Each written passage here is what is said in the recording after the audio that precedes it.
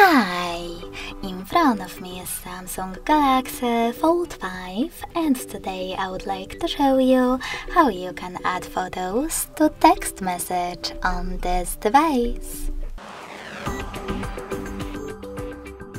You need to begin by opening Messages app and selecting one of your chats.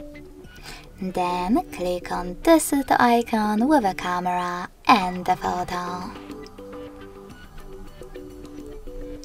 Now you can click on your photos right away or select folders and hold the chosen ones. When you finished, just click on Select at the top right corner. So when I do that, as you can see, both of my pictures were successfully added. Thanks so much for watching. If you enjoyed this video, don't forget to leave a like, comment and subscribe. Bye!